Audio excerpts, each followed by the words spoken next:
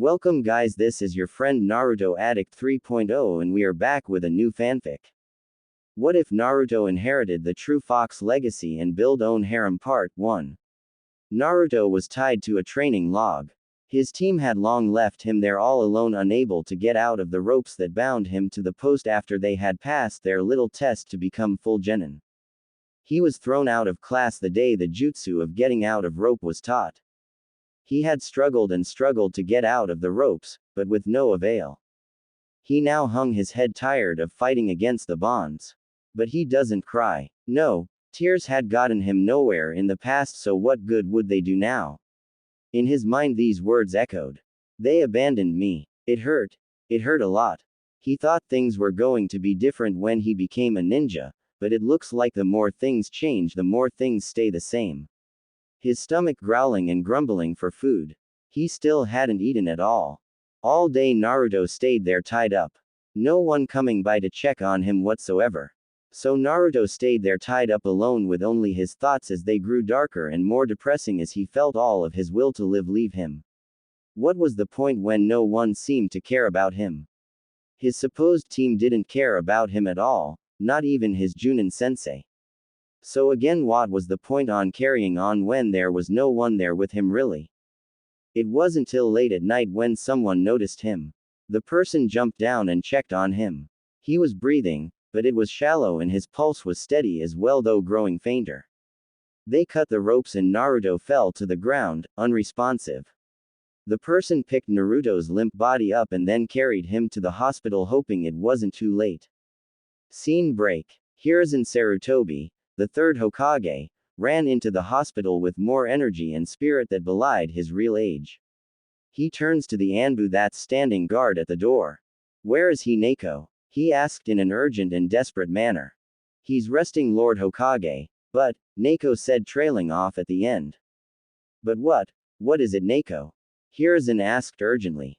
Neko shifted her stance. She was the one who found and took Naruto to the hospital and found the only doctor entrusted to care for Naruto. There was a special staff just set up for Naruto's care. The Hokage set it up, making sure that each member of the staff had an extensive background check and made sure that none of them had any hatred against Naruto due to the Kyuubi attack. "The doctor told me that it seems Naruto is losing the will to live," Neko said softly. This made the old man's face pale. It just wasn't possible at all. He never thought Naruto would lose his will to live even after all the boy has gone through. He knew Naruto had gone through a lot and he knew that all of them left scars on Naruto. Most of them not physical. He didn't think it was that bad really, but it seemed it was. It was worse than he thought. "Tell me everything, Neko. Don't leave a thing out," he said firmly.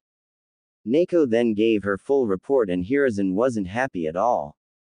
"Neko, I know you're tired, but I have an order for you," Hiruzen said. "What is it, Lord Hokage?" Neko asked, standing up straight. "Get Kakashi here right now. I don't care if you have to tie him up and drag him here. I want him here now," Hiruzen barked. Neko bowed and shunshined away.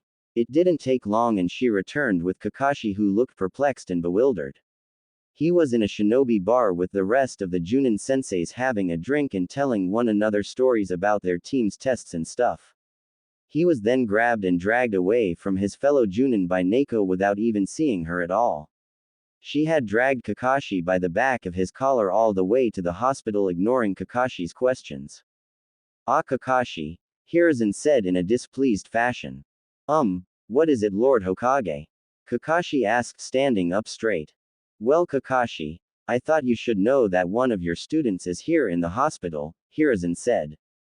Kakashi's eye widened. "Who?" he asked. "Naruto," Hiruzen said. "But how? I left him today and he was all right," Kakashi said. "That was hours ago, Kakashi. Neko tell him," Hiruzen said as he needed to calm himself. Neko told Kakashi about how she found Naruto tied to the same post he had tied him to during the day. Kakashi was shocked upon hearing this. He couldn't believe it. He should have been able to get out. It's an easy jutsu to do to get out of ropes. It's a jutsu taught at the academy, the one-eyed Junin said. Apparently the teachers at the academy had hindered his studies more than I thought, Hiruzen growled. I apologize Lord Hokage, I didn't know at all. If I did then I wouldn't have left him or I would have gone back to check. I didn't know, Kakashi said.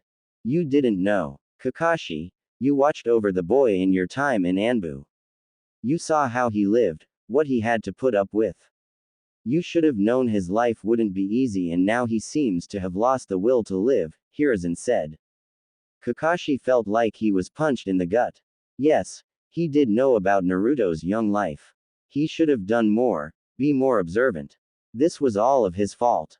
He had failed. He felt horrible, more horrible than he had ever felt in his life it seemed. I am taking Naruto off your team Kakashi, Hiruzen said. But Lord Hokage, Kakashi started. No, you've shown how you treat Naruto. He's no longer under your care. If Naruto survives he will placed somewhere else. You're dismissed, Hiruzen said without any room for discussion. Kakashi slumped away and out of the hospital. Scene break. Inside Naruto's mind he stood huddled on a small patch of land surrounded by a huge dank sewer. His knees drawn up with his arms wrapped around holding them in place by his chest. His forehead resting on his knees. He was all alone, like always. He didn't even look up when hearing the echoing growls. He just didn't care anymore. Everyone would be glad he was gone, no one cared about him at all. No one. The light in the sewer seemed to grow dimmer and dimmer as Naruto's thoughts turned darker and sadder. Damn it. Damn this village to Hades and Tartarus.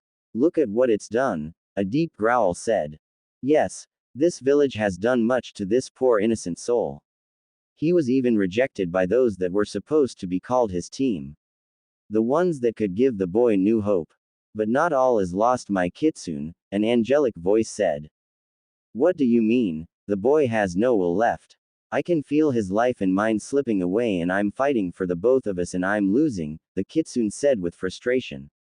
Yes, but remember even in the darkness there will always be thin beam of light yearning to break free, the angelic voice said. The kid has no light. He has none, the Kitsune said. He does, he has light, but it's just a small sliver. We need to find a way to make it grow, the angelic voice said. How? The Kitsune asked. I'll have to pull a few strings and mess with fate, the angelic voice sighed. And you're upset about that. You're God for heaven's sake. You can mess with anything and anyone you like, the Kitsune said. Yes, but I'll be breaking my own laws that I've set not to interfere with the mortal realm, the angelic voice said. But this boy, you know he has a destiny that can't end now. He's far too damn important to be lost. You can say that this is an urgent need. None will argue with you on that. They all know how important the boy is, the Kitsune said. You're right Kitsune. You're right. But I must make the right changes or everything will fall to darkness which even young Naruto can't prevent, the angelic voice said. I will follow whatever you do my lady, the Kitsune said. Then let's change things Kitsune. Hopefully for the better, the angelic voice said. Scene break. In a certain part of Konoha as well as in other villages there was a glow from specific beds. All of them now had their lives, their fates changed forever.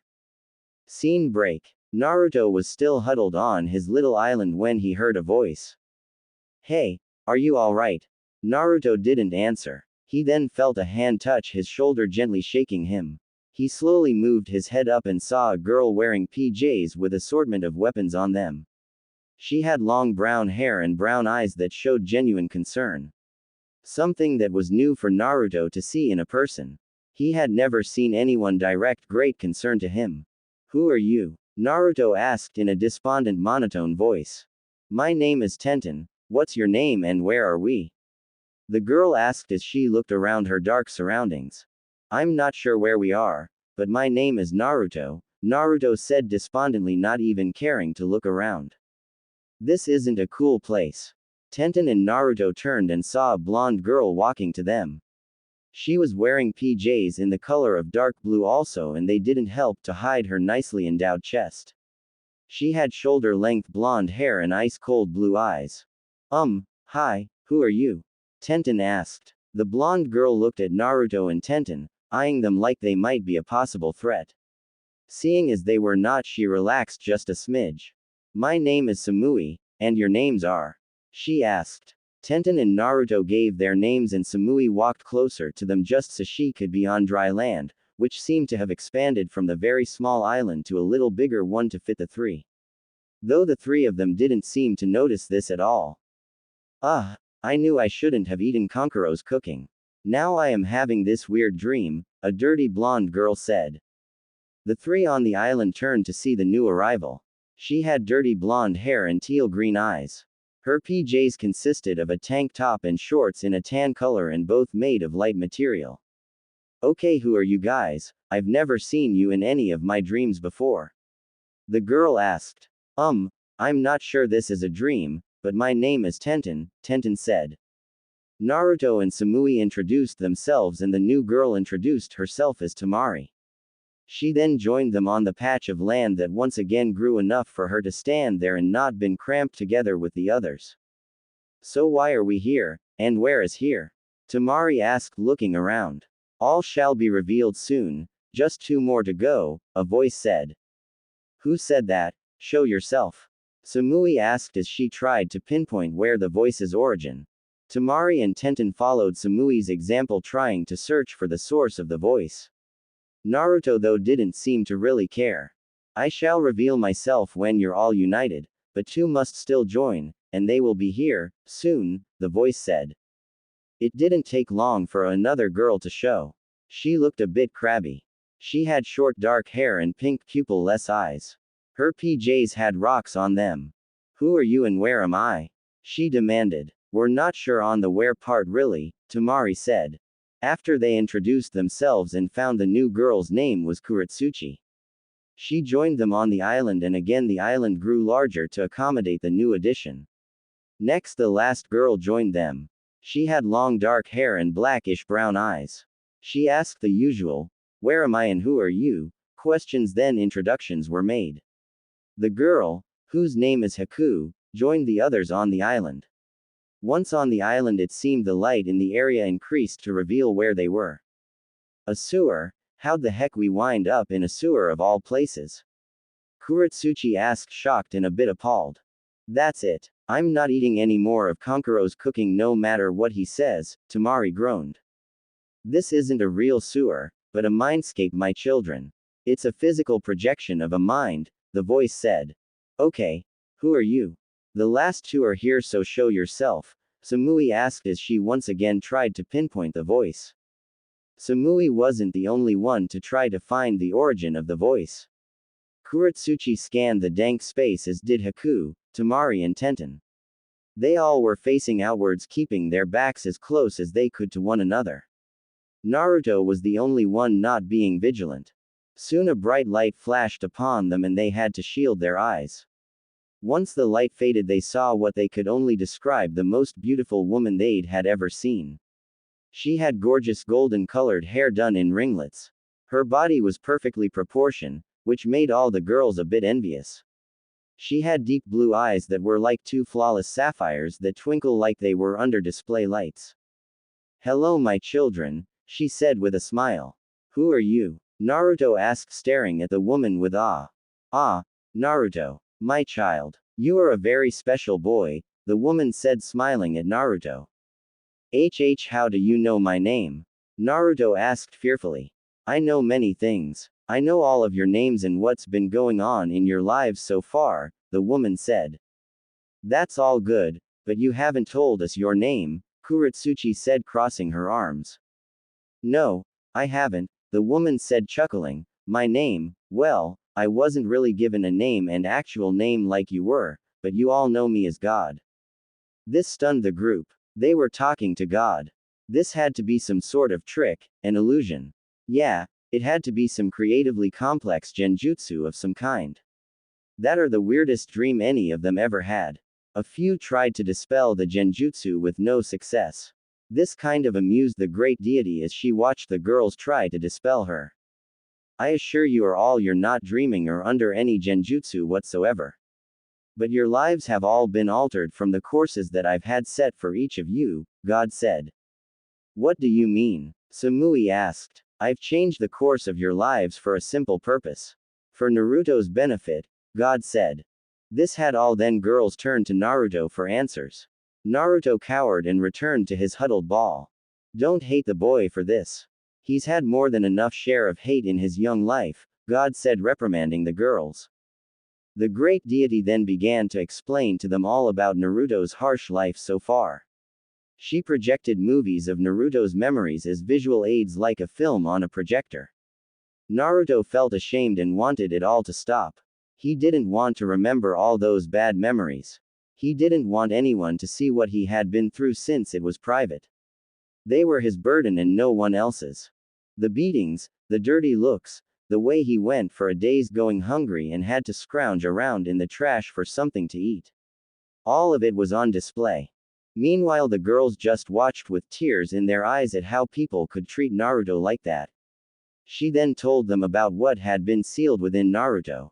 You're going to get trouble. The old man made it a law against telling anyone, Naruto said. God laughed and her laughter was like beautiful music.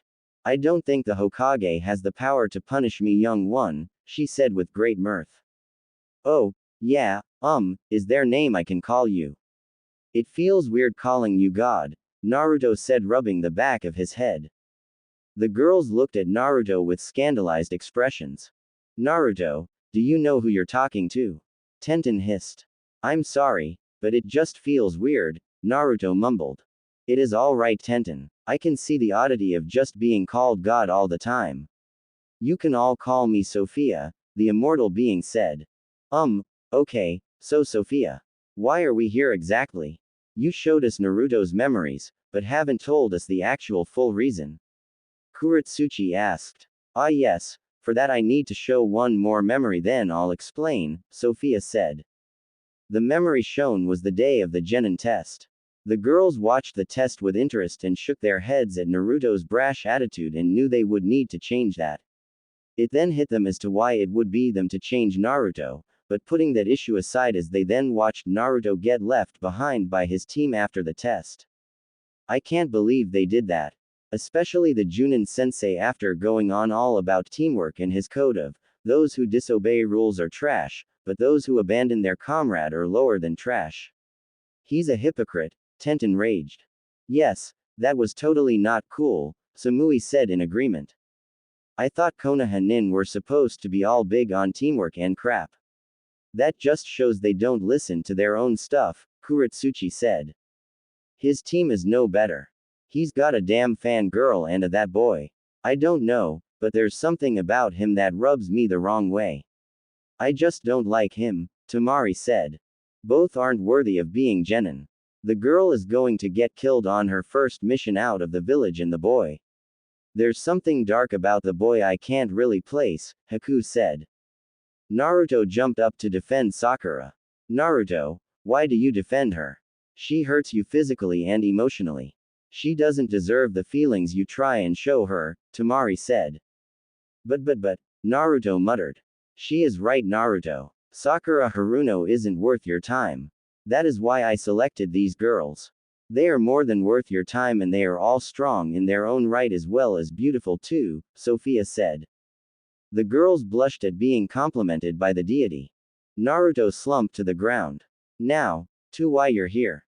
After the despicable display by Naruto's team, he had begun to lose all hope, his will to live.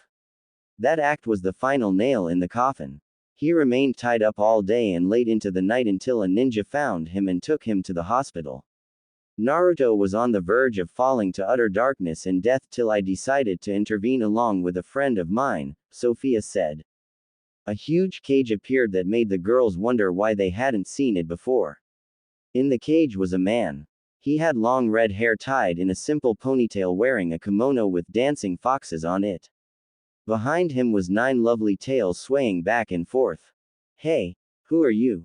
Naruto asked loudly. This got him bonked on the head by both Tenten and Tamari, though their hits weren't even a fourth as hard as Sakura would hit him. Ow, that hurt, Naruto whined. You don't need to shout, Naruto, Tamari chided gently. Tenten just nodded in agreement with the dirty blonde. Fine, but who's the guy? Naruto asked in a more quieter voice as he rubbed his bruised head.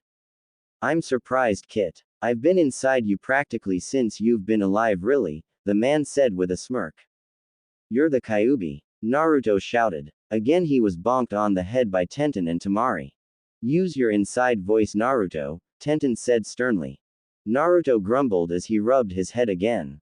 I see you're already teaching the kid manners. He needs them since he has none whatsoever. Though I don't really blame him since no one has ever taught him any to begin with, Kyuubi said. He was amused by the girls already trying to teach Naruto manners.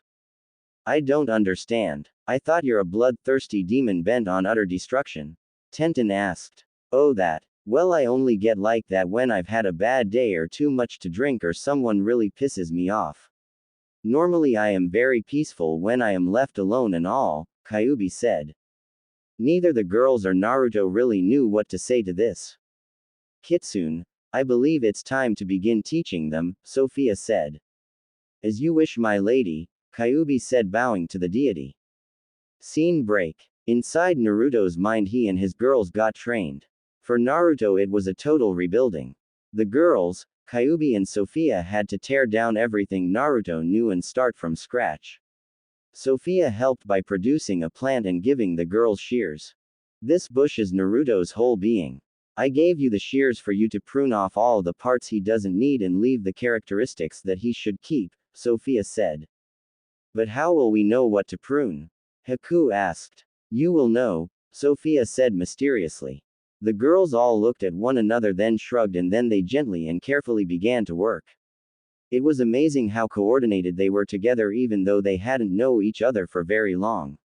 But deep inside they just felt they had known one another for a long time. It was hard to explain. This was Sophia's doing. She jump-started the sense of camaraderie between the girls. It was just a jump start, the rest was up to them. The girls clipped off Naruto's brash nature. His stubbornness though kept enough so he wouldn't give up when he faced a challenge. They pruned down his hyper-personality and also love for ramen. They kept Naruto's great loyal nature though pruned it back a little so it wouldn't hinder him. His cunning mind that he got from doing pranks as well as thinking on the fly was kept. They kept going, making sure Naruto would be better for it. Once done, the girls stepped away and the plant disappeared and Naruto, who was asleep for the whole thing, awoke. Oh, man, he grumbled. How do you feel, Naruto? Haku asked. Weird. Like I am new though I remember how I used to be, Naruto said with a frown. That's good, now we have a clean slate to work with, Sophia said. Yes, the kid will be able to learn things better without all the baggage he's had before, the Kyuubi said. Naruto learned manners to begin with, then he went on to what was taught at the academy. Kyuubi played the role of instructor for this and Naruto actually listened since most of his bad habits had been snipped away. Though he still got bored since he really wasn't one for lessons that involved sitting, reading and listening. He was more of a person of action. Meanwhile, Sophia had the girls get to know one another since they'd be spending a lot of time together. With that, the girls asked for some different clothes since they didn't want to just wear their PJs. Sophia told them to think what they wanted to wear and it shall be done. So each girl thought about what they wanted to wear and they were dressed in the apparel they thought of. They all chose their outfits they wore as kunoichi. I have a question, Sophia, Tenten said. What is it, Tenten? Sophia asked. Why did you pick a girl from each of the 5 major villages? Tenten asked. The other 4 girls were curious about this as well. I wanted Naruto to have a piece of each of the villages, and when I looked through each village looking for possible candidates, I found you 5 were the best in my opinion, Sophia said. But though I am from Kiri, I'm not a shinobi. I am running with Zabuza and he's a missing nin, Haku said. Your heart is pure, Haku. That's why I chose you. That's why I chose all of you. You all have pure hearts and souls. Even though a few of you have taken lives for your duty, you never taken an innocent one that would darken your soul, Sophia said. The girls nodded. But why me? Iwa and Konoha aren't friends due to the last shinobi war. Kuretsuchi asked. What a better way to bury the hatchet than to have such a union. I've heard and seen many mortals do this custom to cease feuds, Sophia said. The girls had to nod in agreement with this. The Hyuga clan won't be pleased with this. They don't like Kumo due to what we tried to do, Samui said. Ah yes. That, Sophia said with a small frown. What do you mean? Haku asked. Samui then explained how the previous Raikage tried to kidnap the young Hyuga heiress so they could breed their own Byakugan. Haku blanched at this. There are many dirty dealings in all of the villages. I am saddened that so many souls are tainted with such darkness, Sophia said sadly. After Naruto got his education, he then began training as a shinobi in the proper way. Kyuubi taught Naruto the kitsune-style taijutsu since it worked well for Naruto's fighting. It dealt quick hard blows and at times used sneak attacks on opponents. Naruto also learned many ninjutsu since he had the chakra reserves to do many powerful jutsu without getting worn out. Kyuubi of course had to keep warning Naruto not to overdo it. Naruto had no use for genjutsu, but Kyuubi found a way to around that. He just had Naruto become sensitive to the illusion-based jutsu so he could spot it and dispel it if needed. What also happened was a part of Naruto's brain was awakened. The part where he was talented in Fuinjutsu. Now Kyuubi knew this was gift that Naruto had inherited from both of his parents. So Naruto got to work learning all the Fuinjutsu he could. Sophia provided the scrolls on the topic and Naruto became quite skilled in it. He could now rival a seal master. During that time the girls were included into the training. They worked with the skills they had and expanded.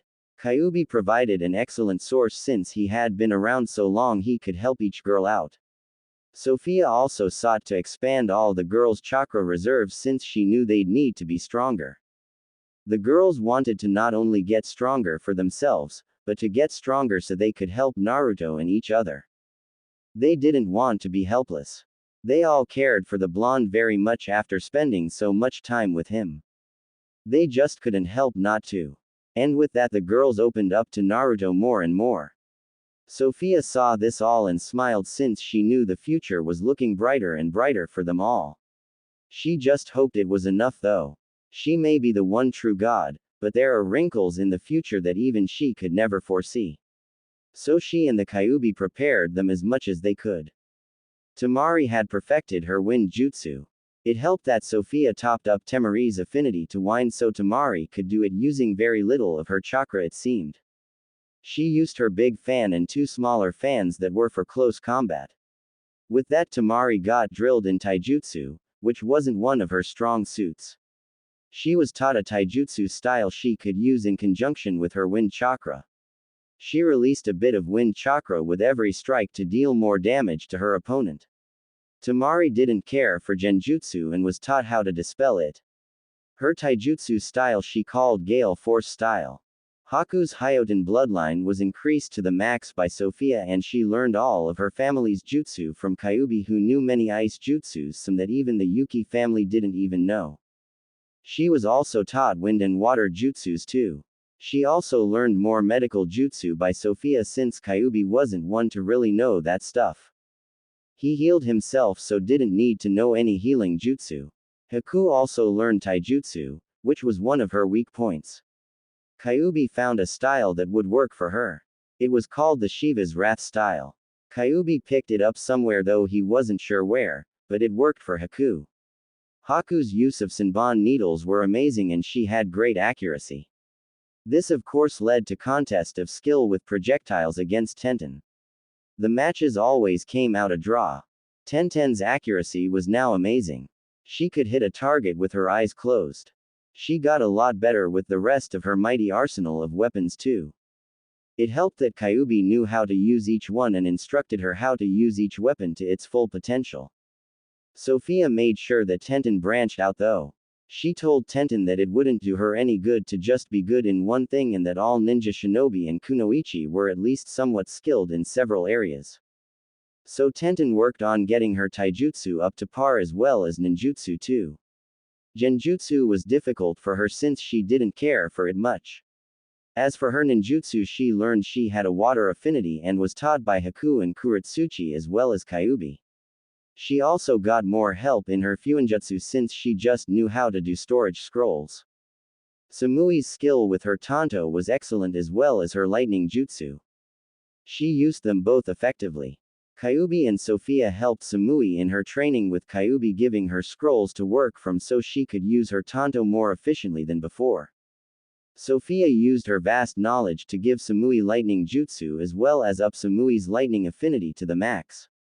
Kyuubi didn't know many lightning jutsu since he preferred his fire-based ones more. Samui though needed work on her taijutsu since it was average. She wanted to get better with it since she knew that was an area where she lacked. She had little bit of genjutsu, but not a whole lot. She only used it to distract her opponent really. Kuretsuchi had some work cut out for her when they found out she had 3 nature affinities. Water, fire and earth, which Sophia up to the max. Sophia helped Kuretsuchi to combine them into lava release, a rare type to have. Kyuubi got to work in helping Kuretsuchi in her taijutsu, and she excelled in that along with her ninjutsu training. Another thing they had to work on was her attitude, since she could get overly cocky and to not look down on certain shinobi because of their jobs. Curb it a bit, but otherwise she was fine the way she was. Her anger and distrust over Naruto being a leaf nin was gone, and she had accepted him. All 5 girls trained and sparred against one another as well as against Naruto to get better as well as build camaraderie with one another. Kyuubi also sparred with them all to help them gauge where their level was. They got closer to each other as they worked together. What they found was that inside Naruto's mind they didn't need any sleep or food. So this increased their training many times since they didn't need their basic needs. Naruto and his girls, as he was now calling them, grew together more and more as time passed.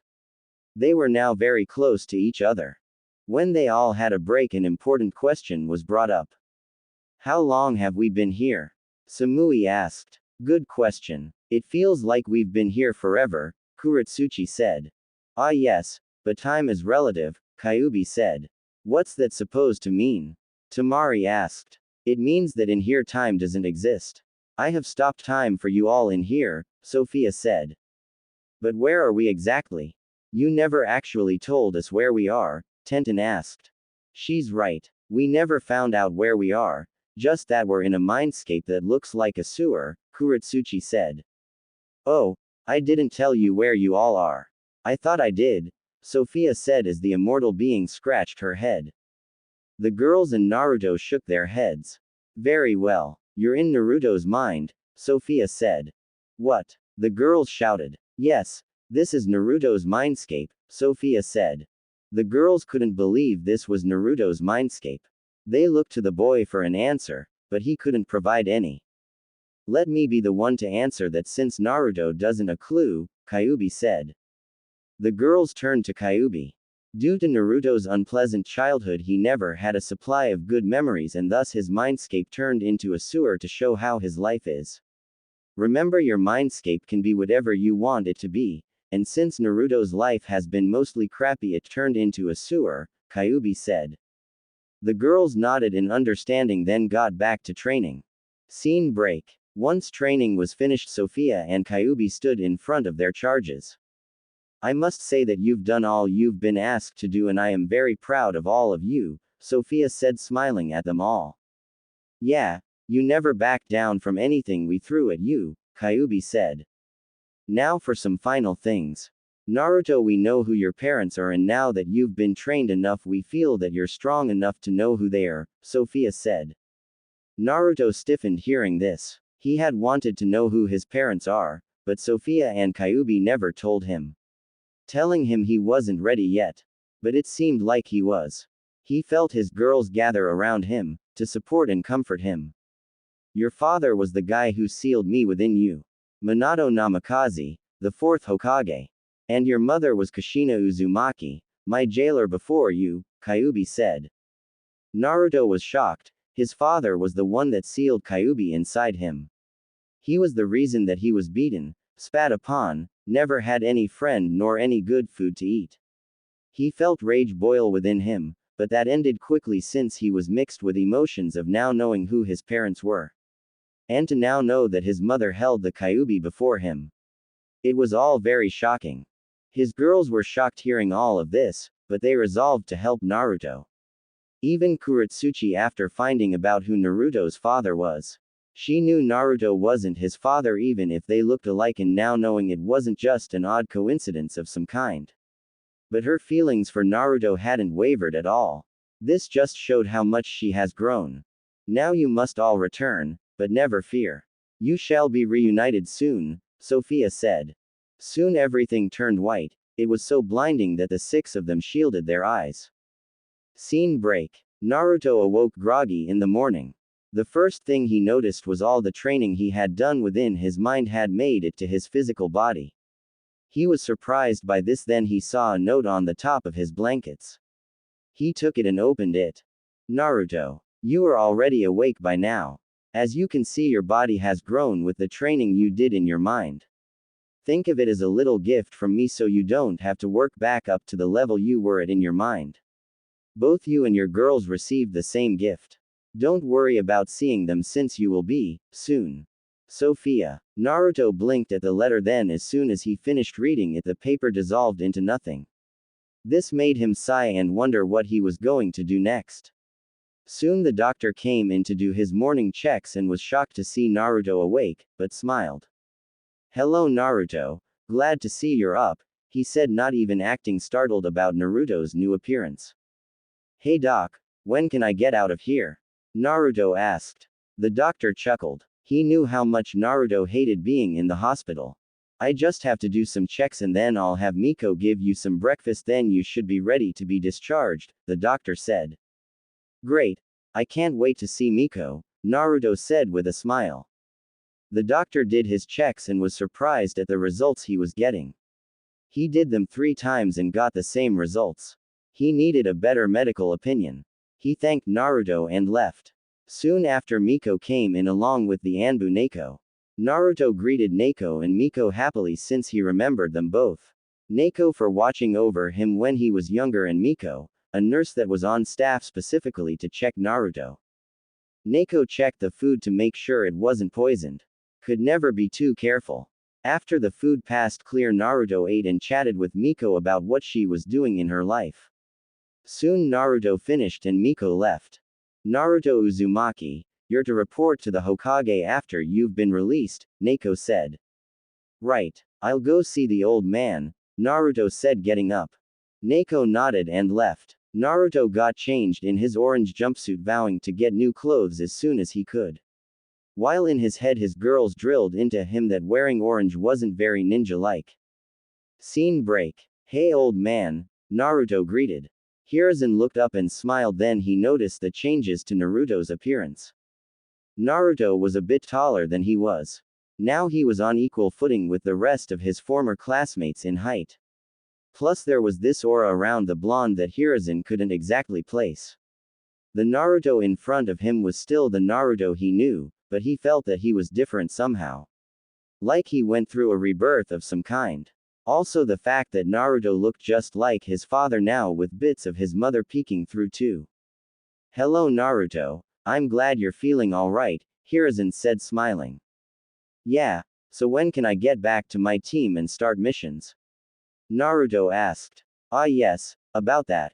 I've decided to remove you from your team, Hiruzen said. Naruto was shocked. What? But what am I going to do? He asked. I did this with good reason, Naruto. Your Junin-sensei is responsible for you and your teammates, and that means everything. What Kakashi did was inexcusable. He left you tied to that post without even a second thought at all, Hiruzen said firmly. But what am I going to do? I need a team, Naruto asked, frowning. Lord Hokage, if I may. Neko asked. Go ahead Neko, Hiruzen said. Neko appeared and stood at attention. I wish to be Naruto's instructor. I know he has much potential and wish to help him reach it, Neko said.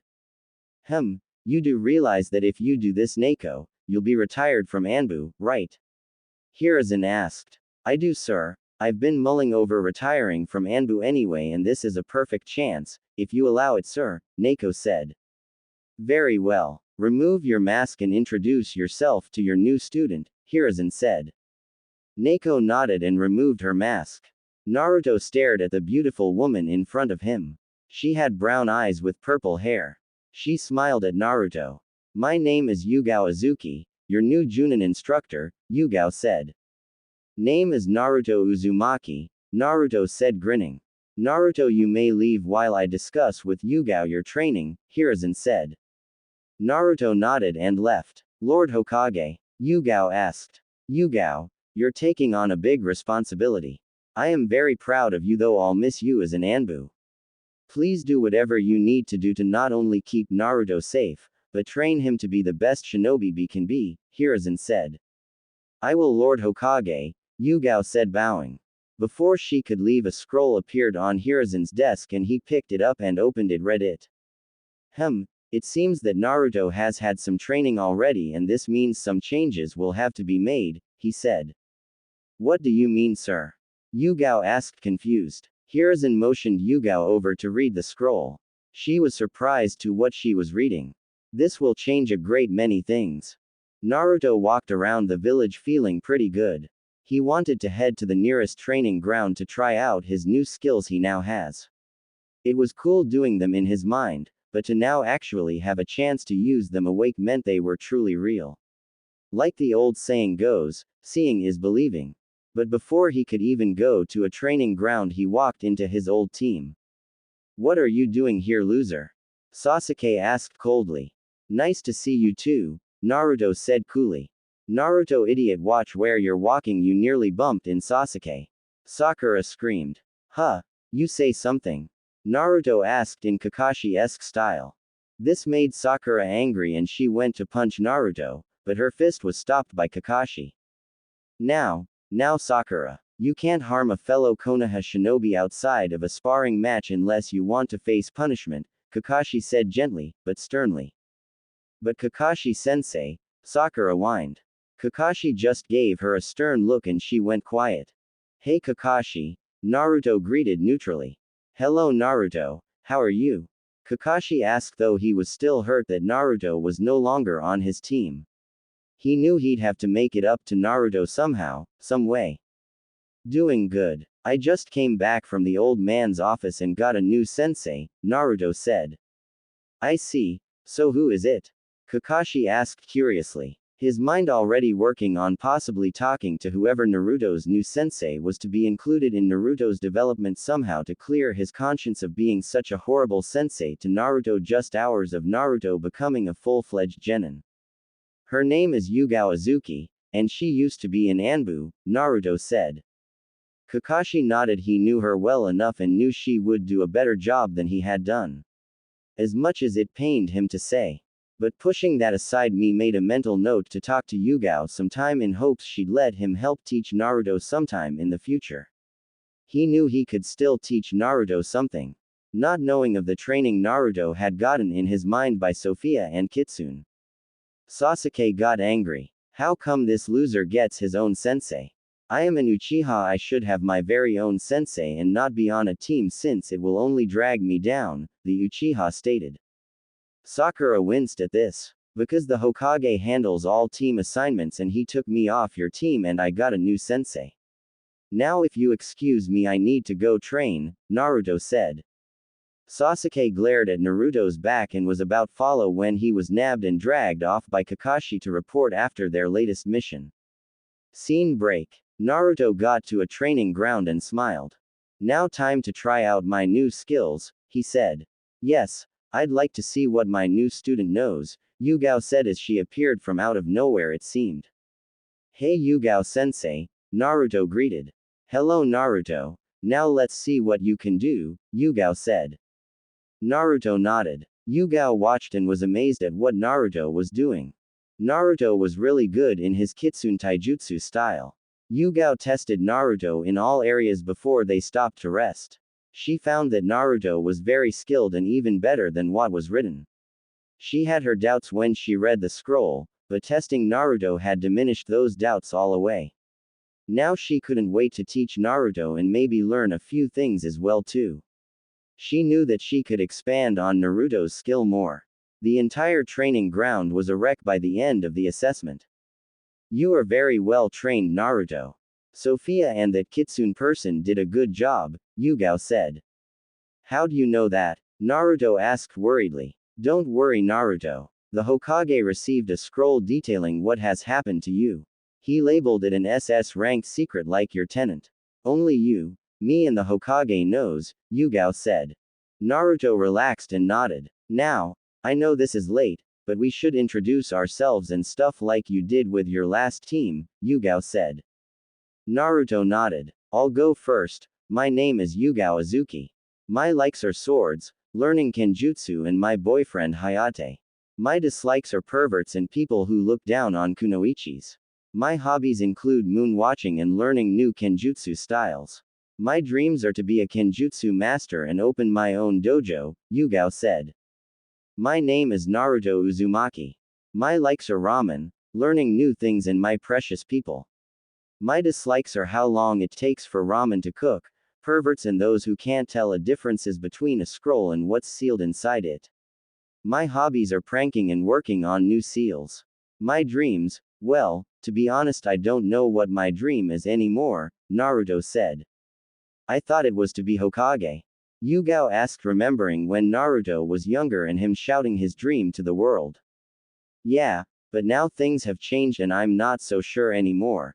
Naruto frowned since his dream for so long was to be Hokage, but now that he had girls who saw him and liked him he didn't really feel like he needed to be recognized by the village as much. He still wanted to, just not like before. His girls saw him and that felt just right and enough for him. It's alright Naruto. I'll help you find a new dream, Yugao said. Thanks Yugao-sensei, Naruto said with a smile. Good. We are now team 11 inches Yugao said. Naruto nodded then frowned. But I thought all teams have to have 3 genin and a junin sensei. He asked. Yes, usually, but the Hokage after reading the scroll decided to make a changes in your case. He feels that if you have teammates then that would lead to questions that neither he nor you could really answer or want to, Yugao said. Naruto nodded. Now, I believe you need some clothes befitting a shinobi, Yugao said. Naruto nodded and looked down since his old orange jumpsuit had been put through the wringer during his training. The orange jacket was ripped up that he had to take it off with the orange pants just a few notches down from that. Not to mention his girls drilled into him that he shouldn't wear so much orange since it was likely to get you spotted on a mission and killed. He still liked orange, but knew to tone it down a lot. He followed Yugao into town. Yugao took Naruto to a weapons shop called the Dragon's Claw. In the shop's window was a sign that showed that they only served shinobi clientele. They entered and Naruto froze. At the counter was a bun-haired girl. It couldn't be, could it? Sure. She told Naruto that she lived in Konoha like him, but to see her, meet her in the flesh right off the bat. He wondered if Sophia had something to do with this. Tenten was bored. Today she had a day off considering she and her team had come back from an escort mission. The mission was basic and simple without any real hassle unless you include dealing with her psycho-sensei and teammate and her other brooding emo-like teammate. But now she was manning the counter wishing something good to happen. This morning when she awoke she was surprised by her body change. She read the same letter Naruto got and just shrugged. Thankfully all of her clothes still fit including her kunoichi outfit, which consisted of a pink sleeveless shirt and dark green cargo-style pants. She really didn't want to have to go through the pain of buying all new clothes. She was a girl, but shopping wasn't her thing unless she was shopping for ninja stuff, like weapons. Hello Tenten, minding the store today? Yugao asked with a smile.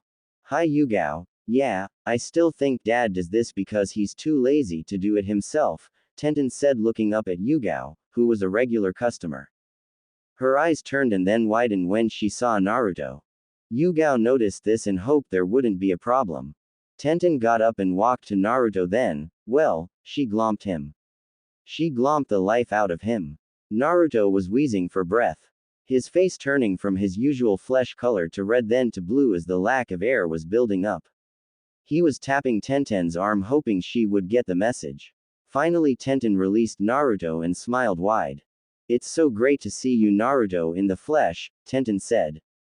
Yeah, but you could have greeted me a little softer, Naruto said gasping for air as his face slowly turned back to his normal coloring. Hey, sorry, Tenten said as she rubbed the back of her head. You two know one another?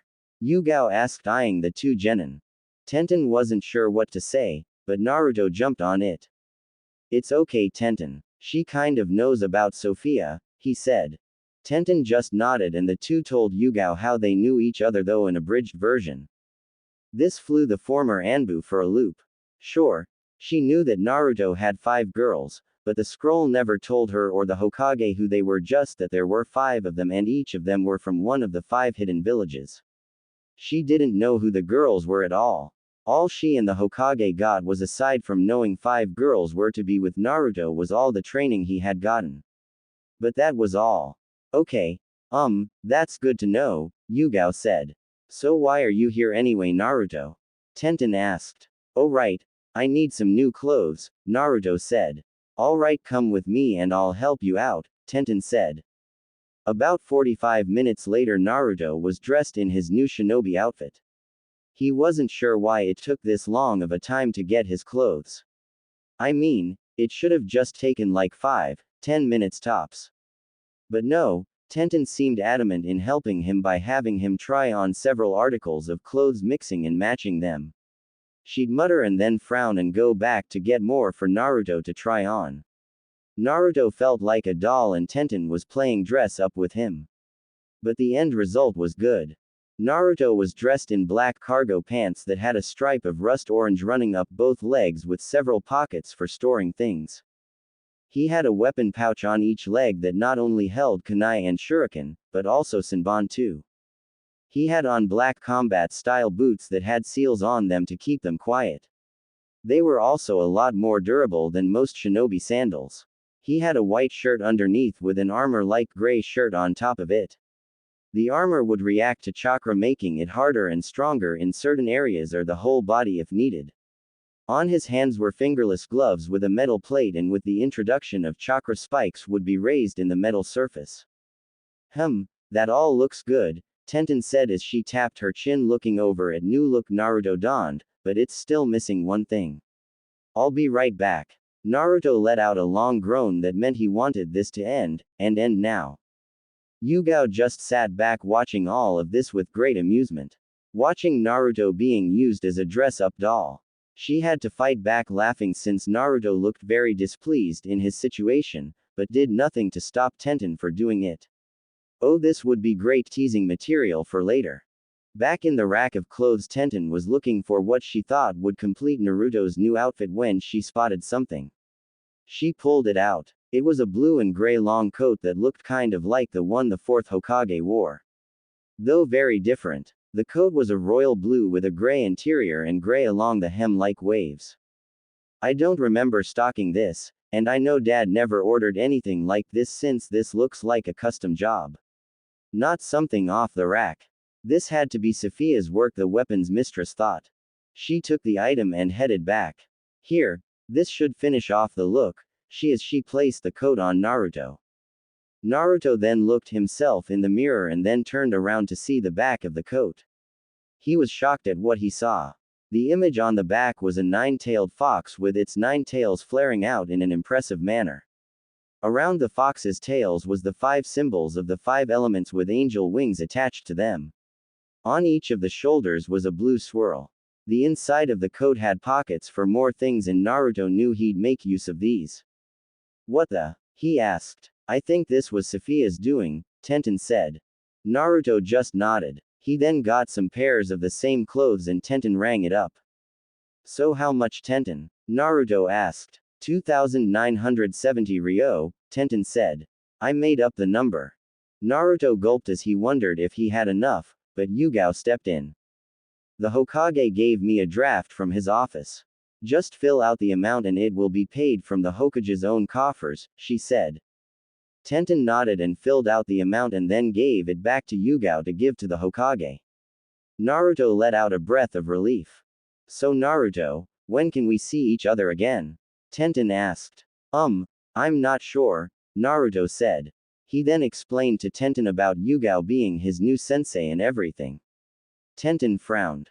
I am sure I can talk to Guy into doing some joint training together, Yugao said. Thanks, Yugao sensei, Naruto said with a smile.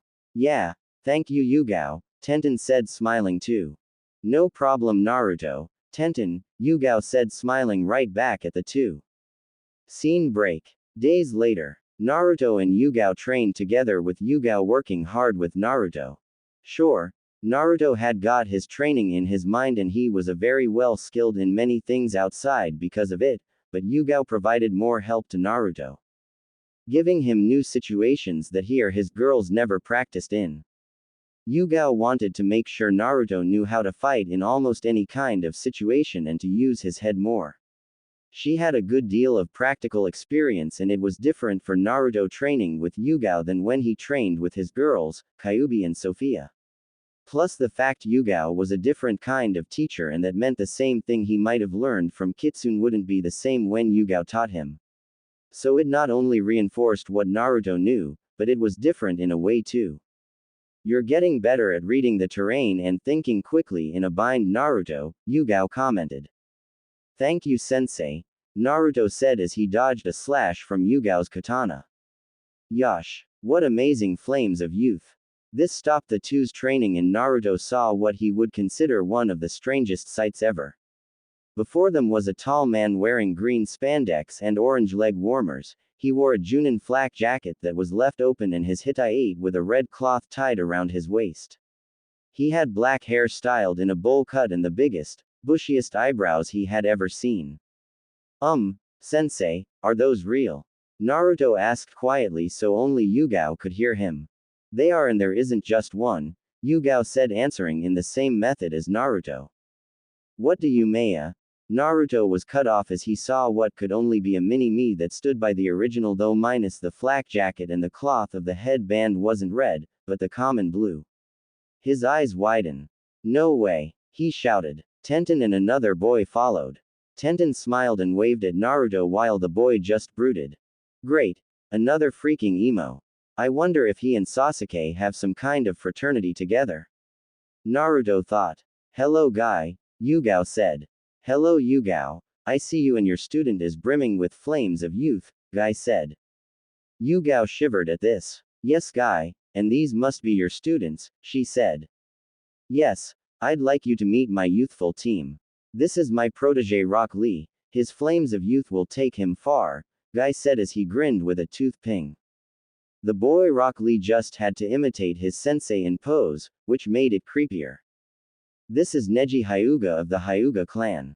He's a prodigy of the Hyuga clan, Guy said gesturing to the moody boy. The boy, Neji, just grunted a greeting as he looked bored with what was going on. Like he had better things to do. And this is Tenten, she never misses. She's 10 out of 10 every time, Guy said. Tenten just sighed. And I'm Konoha's great green beast, I am Might Guy. Guy said as he struck a good guy pose. Rock Lee of course had to copy this too. Yugao rubbed her temples. She could only handle Guy so much like every other shinobi in the village. There was only so much you could take of the over-eccentric and exuberant Junin. Well Guy, Lee, Neji, and Tenten. I'd like you to introduce my student. Naruto Uzumaki, she said, I am Yugao Azuki. Yosh. It's a pleasure to meet you Naruto, Guy said. Hi, Naruto said. It's great to meet you Naruto, I hope our meeting will spark the great mighty flames of youth within you like it has done me, Lee said. Naruto stepped back a little not wanting to get infected by whatever this, youth, thing was. He certainly hoped it wasn't contagious. Sensei, what are we doing here? Neji asked in a tone that stated he was bored here. Ah Neji, we are here to do some joint training with Naruto here. I am sure we can stoke the fires of youth within him, Guy said though he had a slight frown on his face due to Neji's attitude. Neji eyed Naruto. It doesn't matter. His fate will be the same, he said in a matter-of-fact tone. Guy now frowned at this. What did you say bastard? Come and say that to my face, Naruto growled. Neji ignored Naruto. You're just like that emo Sasuke. You've got a huge freaking rod up your butt, Naruto said. Tenten's eyes widened and had to bit back the laughter bubbling within her. That wasn't very youthful to say Naruto, Guy said with a displeased look on his face. I call them as I see them, Guy. He's a part of the emo fraternity where all they do is bitch and whine about their own pathetic little lives and cut themselves since they have nothing better to do. Bet they even play with each other since they're probably gay, Naruto said. Tenten couldn't hold back anymore and she fell on her back laughing and rolling on the ground. Yugao held her laughter back better than Tenten, but had an amused smile on her face. Guy muttered about the unyouthfulness of it all while Lee was confused. Neji looked pissed. He activated his Byakugan trying to intimidate Naruto. It didn't work. So that got a reaction out of you, Naruto said idly. Neji charged forward. Naruto dodged the initial attack. Guy looked ready to stop it, but Yugao held him back. Let it go this time, Guy. We'll make sure it doesn't go overboard, she said. She kind of wanted to see how Naruto fought against another genin with a year more experience. It would give Naruto much needed knowledge and experience. Guy just nodded though had his doubts this would end well. Tenten watched since she had seen Naruto spar as well as sparred with him when she and the other girls were in his head, but seeing it for real was quite different and especially against Neji. Tenten wasn't totally sure who'd win. She knew Neji was good since he was rookie of the year in their class, but Naruto was good and could be sly as a fox in battle. Neji snarled as he kept trying to hit Naruto and he evaded each time. He couldn't land a hit on Naruto at all. No matter how hard he tried. Is that all you got? Fate has determined me to be the winner the same way as fate is determined that you'll always remain in your lowly station you are in, Neji said. People who believe in fate are just pussies hiding behind and running away like cowards from their troubles, Naruto said. You know nothing about me, Neji spat. I know enough that you've probably had a hard life, well, tough shit. You may have had a hard life, but there are others who've had a harder time than you and have done something about it instead of bitch, whine, and complain. They got their shit together and moved on using what they'll learn to get stronger for not only themselves, but those they care about, Naruto said firmly. They kept fighting with Neji never getting a hit on Naruto. Naruto's Kitsune Taijutsu style seemed to be made for evading the Jiyuken. Since the Kitsune Taijutsu style involves not only hard blows and some trickery, it also involved speed in dodging. A fox was quite agile and Naruto had that down. Not to mention that the Jiyuken was so rigid in fighting style it meant it left no room to be flexible at all. That and Naruto was also pissing off Neji, which helped blind the Hyuga even more. Lee was shocked by this as was Guy. Yugao was amazed that Naruto could stand toe-to-toe against Neji. She knew the Hyuga clan liked to toot their horns about their unbeatable taijutsu, but Naruto was doing a good job destroying that belief right now. Tenten was wondering what Naruto had planned. Naruto's plan sprung into action when he twisted his body evading one of Neji's almost lethal Jiyuken strike to th heart. Naruto pulled out a seal from the inside of his coat and slapped it on bridge of Neji's nose and released a bit of chakra to activate the seal. This made Neji freeze in position, making him look like a statue while he was still in striking position. Like that. This is a seal that paralyzes your entire body so you can't move till I remove the seal from you, Naruto said. He then walked to Neji, which made the two Junin on edge wondering what Naruto was going to do. Naruto leaned in and whispered something into Neji's ear, then yanked the seal off Neji, making the Hyuga fall over gasping. I still haven't corrected that bit yet, Naruto said frowning. Naruto's paralysis seal, which worked effectively, had a side effect that Naruto was still trying to work out.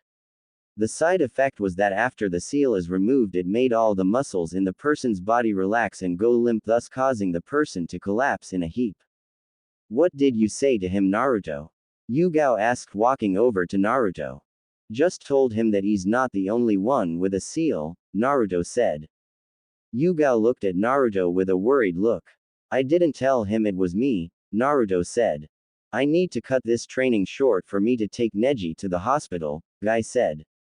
That's alright, Guy, Yugao said. Guy left with Neji with Lee following. Tenten stayed behind after getting permission from Guy. That was a bit reckless, Naruto, Tenten said. I could handle him. I knew his weaknesses was thanks to those lessons Kitsune gave me, Naruto said. Tenten sighed and shook her head. She thought she and the other girls had trimmed enough of Naruto's brash nature, but it seemed that it wasn't enough. Scene break. Yugao helped train Naruto and got him into Kenjutsu. Naruto picked it up fast and this pleased Yugao. Thanks to Kyuubi, who's still under the moniker of Kitsune, gave Naruto and Yugao his personal Kenjutsu style called Kitsune Swift. Naruto worked well with it and was working on how to mix both the Kenjutsu and Taijutsu styles together to be more effective. Yugao even bought Naruto a sword since she knew Naruto showed much promise.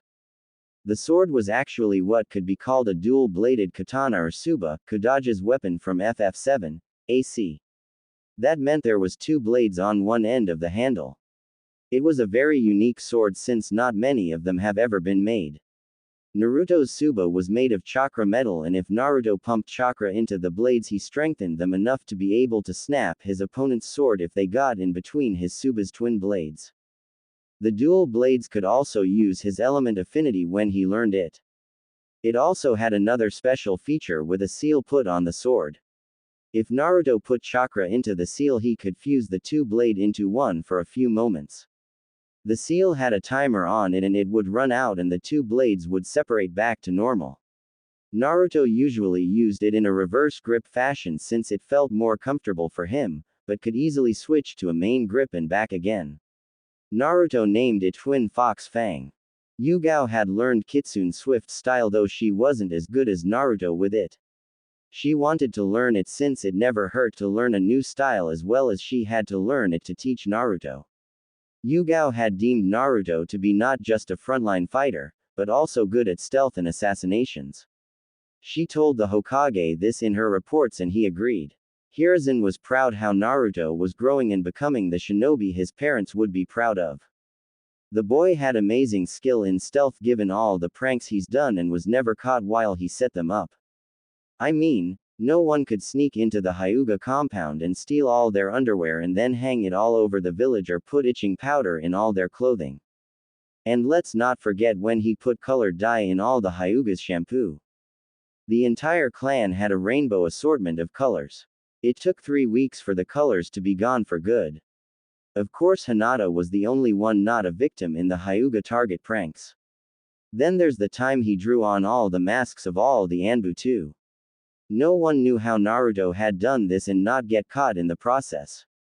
And last him painting the Hokage monument in broad daylight without anyone noticing till he was done and those were just a couple of Naruto's pranking highlights. Yugao had Naruto use the Kage Bushin to do D-rank missions so they could work on training. They got the record of most D-rank missions done in a day and hold the record for most D-rank missions completed for a rookie genin. Yugao and Naruto were in the middle of training when the Hokage via Anbu called them in. They arrived with Team 9 already in the office. After Naruto's little fight with Neji the two sat down and Neji's outlook had been changed. He was still the same somewhat, but he wasn't going about fate and was even encouraging Lee in training. Though not as enthusiastically as Guy. Neji has been trying to make amends with his cousin Hinata and the main branch, especially after his uncle gave him a letter that his father wrote. He was still a work in progress, but had made great strides in a short period of time. We're here, Lord Hokage, what's the emergency? Yugao asked. Ah yes. Team 11, you are here to go with Team 9 to Wave. I got a message from Kakashi stating that their mission, which was AC rank has turned to an A rank after encounter Zabuza Momochi. They are in need of backup, Hiruzen said. Don't you think 2 teams is a bit overkill, sir? Yugao asked as she looked at Team 9. Not really. You, Team 11 have a separate mission. Team 9, you are to go to Wave and assist Team 7 in any way possible, Hiruzen said. Yes, Lord Hokage. Our brilliant flames of youth shall not fail you. We will go and help my eternal rival and his team and show off our dazzling flames of youth to our enemies. Guy proclaimed, then struck the good guy pose complete with tooth ping. He then dashed off shouting about youth at the top of his lungs, leaving a huge trail of dust in his path. Neji and Tenten sighed as they hung their heads in utter and total embarrassment. While Lee copied Guy in pose and tooth ping. Then he dashed off after his sensei, leaving his own trail of dust and his own overly loud proclamations of the greatness of the springtime of youth. Neji and Tenten followed out, heads down, still feeling so embarrassed even though they should be used to this by now. Hiruzen thankfully had learned how to block out Guy's shouting while still being able to listen to Guy.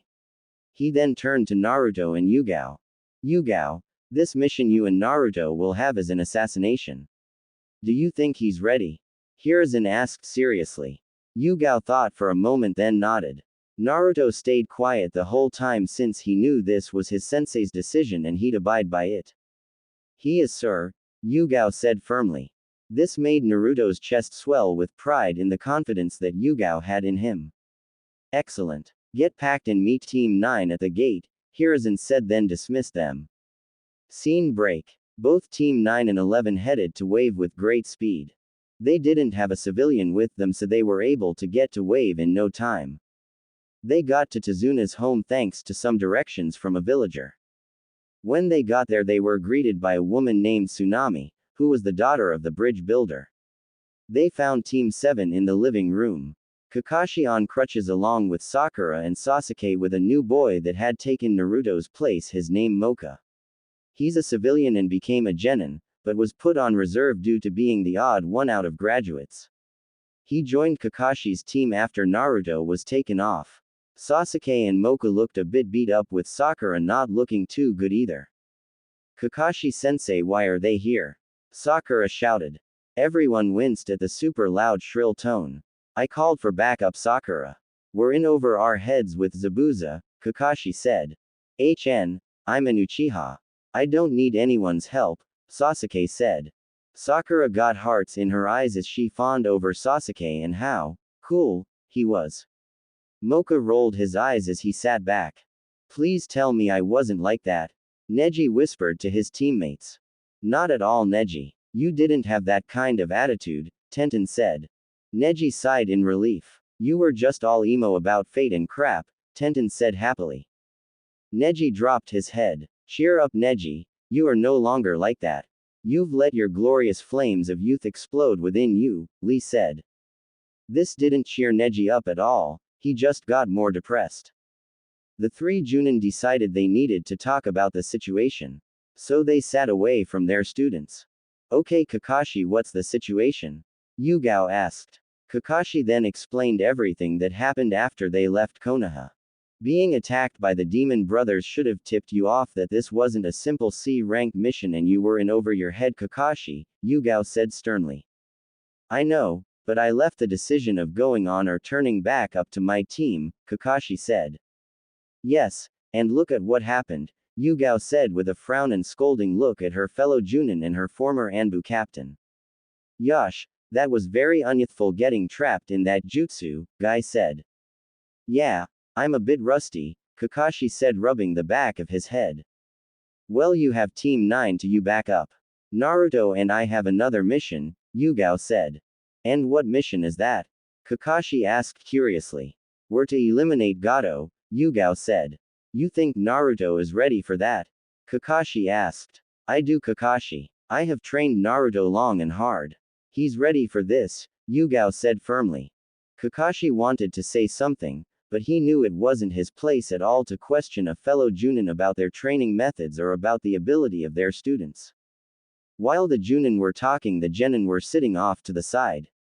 Mocha looked listless and bored.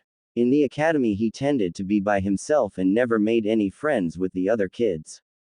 Sasuke sat there glaring and trying to size up Naruto as well as looking at the sword Naruto now carried on his back. His eyes scanned over Team 9, eyeing each one, wondering if they could be possible opponents. He looked over Tenten since she was a girl. But he saw a possible strong opponent in Neji since he knew as a Hyuga Neji was strong though not as strong as him, and Uchiha of course. As for Lee, Sasuke wasn't sure what to think. Sakura was fawning over Sasuke and glaring at Naruto. She would then eye Tenten like the girl would move in on her man any second. Sakura wasn't about to let that happen and would fight for her man even though she was an utterly pathetic fighter. Neji was sitting patiently waiting for the Junins to finish. He heard all about Sasuke from Naruto, and after seeing glimpse of Sasuke in the village and up close now, he agreed with Naruto. Sasuke was a moody little emo with the biggest, rustiest kunai shoved up his butt. Lee was barely containing himself from exploding in a rant about youth. That, and he had professed his undying love for Sakura, which made the pink-haired girl hide behind Sasuke. Lee then began his, "I shall win your love," rant before Tenten shut him up with a knuckle sandwich. Tenten was getting her first real look at Naruto's former team. She looked at Sakura with disgust. She hated fangirls. They gave kunoichis like herself, who strived to be the best and show that they could be as good as men in the ninja profession, a bad name. She remembered hearing from Naruto how Sakura never trained a day in her life and couldn't wait to see how weak the girl was so she could beat the snot out of her. Then there was the Uchiha, he was strong.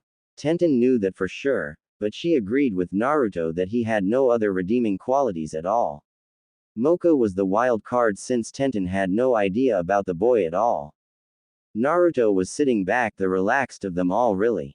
He just wanted to get this done with so he could go and take care of his mission with Yugao. Would care to explain why you're glaring at Naruto? Tenten asked Sakura. Naruto idiot is trying to look cooler than Sasuke, Sakura said like she was stating a fact. Which he is so not, she added in a snobbish tone.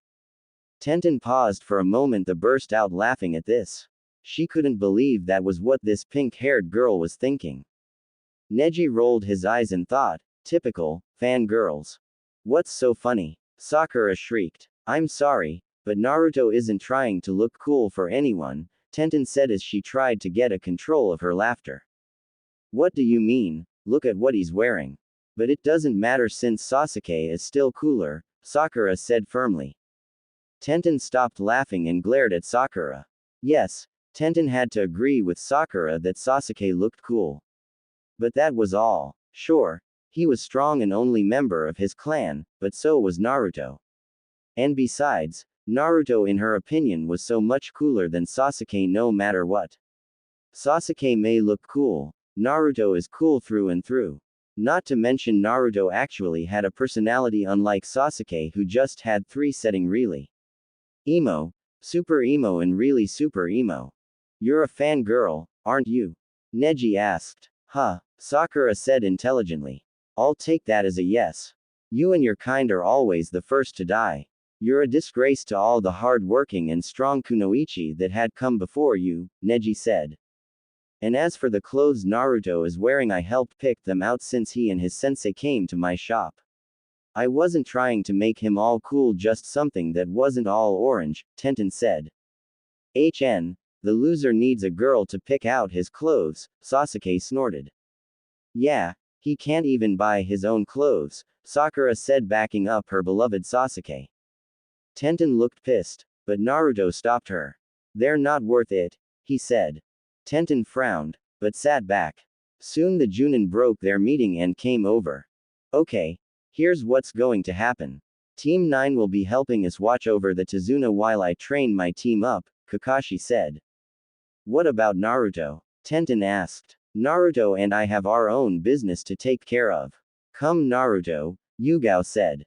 Naruto got up and said his goodbyes to Team 9 then left. Sasuke glared at Naruto's back. He didn't like that Naruto had his own assignment and he was stuck here. Scene break. Naruto and Yugao made their way away from Tazuna's house and then stopped. Naruto uses many Kage Bushin and have them locate and scout Gato's hideout. Make sure they aren't seen at all, Yugao said. Naruto nodded and performed the jutsu and hundreds of clones appeared. All of you, look for Gato's hideout and when you find it scout around so we know the area. Then dispel so we'll have the information, Yugao commanded. Aye, the clone army said then left. Scene break. Back with Team 7 and 9 they were working out a schedule. Sasuke was pissed that Naruto was out and doing something and he was stuck here. He got up and headed for the door. Sasuke, where are you going? Kakashi asked. I'm going to find out where the loser went, Sasuke said. He's none of our concern. We've got our mission and he has his, Kakashi said. Sasuke growled. He wasn't happy with what little progress he was making while he was sure Naruto was getting stronger each day. He'll have to go to the council when he got to get them to order Kakashi to train him so he could kill his brother. Alright, let's head out to train team, Kakashi said with an eye smile. Scene break. A few days later Naruto and Yugao were at Gato's headquarters. Thanks to Naruto's cage bushin they found it, and after they got there Yugao had Naruto use his clones to map the entire place inside and out. The clones had hanged into mice and surveyed the place inside and out. He has a lot of guards, but none seem to have any experience dealing with shinobi, Naruto said. He's arrogant enough to think the more guards he has the less likely he'll be attacked, Yugao said. What's the plan, sensei? Naruto asked. How many exploding tags do you have on you? Yugao asked, knowing Naruto was skilled in fuinjutsu. Enough to demolish a couple of small towns, Naruto said. Good. I think I found a way to eliminate the guards and cause enough of a distraction to get us inside, Yugao said. Using shadow clones they tagged many of the guards and then set the tags off, causing the guards to explode. It was chaos, and that was what Naruto and Yugao needed. They slipped in, then several men stopped Yugao. She took them on.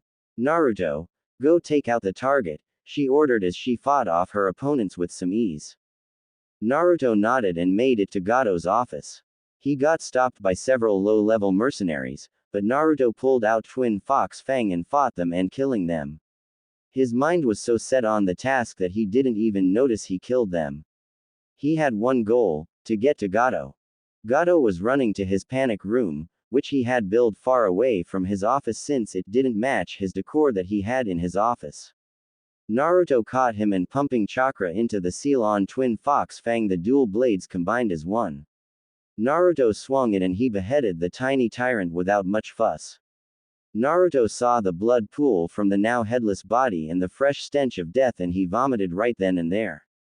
The seal released and the fused blade became two once again. Yugao found Naruto sitting by the body white as a sheet, then she saw the vomit by the body. She felt bad that Naruto had to do it, but knew he needed to do it. She had seen Naruto's handiwork as she raced by. The first kill was the hardest and Yugao wanted Naruto to get it over with quickly. It would have been much worse if she held off any longer. She knelt down and placed a hand on his shoulder. She felt him flinch. It's all right, Naruto. You did what you had to do and I don't think any less about you, and I don't think Tenten will either, she said gently. Naruto nodded as he wiped his tears away. After that they got up and ransacked Gato's office for anything. They found several interesting things.